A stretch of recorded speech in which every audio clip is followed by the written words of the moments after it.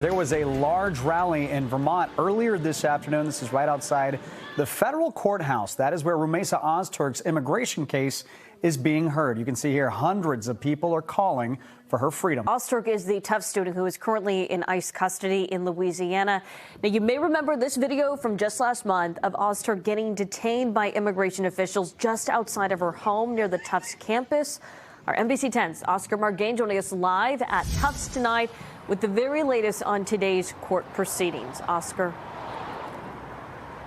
Yeah, Rumeysa Ozturk is going to have to wait a little bit longer for a judge in Vermont to decide how to proceed with her case. The government says here that that case should continue in Louisiana, where she's currently held. However, her lawyers are saying that the government here is trying to game the system by hopscotching her across the country.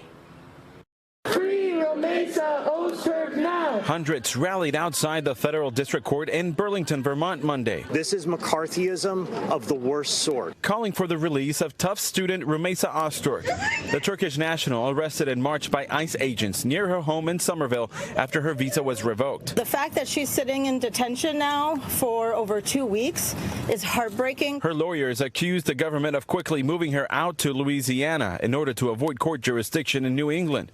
Federal Judge William Sessions took up the case after a Massachusetts judge determined it should be heard in Vermont, where Ozturk was in transit the night of her arrest. How seriously the courts are taking this issue and how quickly they're moving, and that's incredibly important. The government says Ozturk supports the terror group Hamas, but hasn't provided evidence of such, with the Secretary of State alluding to the pro-Palestinian op-ed she wrote last year in the student paper. In a recent court filing, Ozturk describes dealing with health and sanitary issues at the Louisiana detention center and said of the night she was arrested, quote, "I feel very scared and concerned as the men surrounded me and grabbed my phone from me." She also feared she would be killed, asking one of the agents if they were going to hurt her, saying, quote, "He seemed to feel guilty and said, 'We're not monsters. We do what the government tells us.'" Secretary Rubio is correct. He does have that authority. Northeastern constitutional professor Jeremy Paul says there's a provision in the Immigration and Nationality Act that gives the government power to deport for foreign policy reasons. There's a clear exception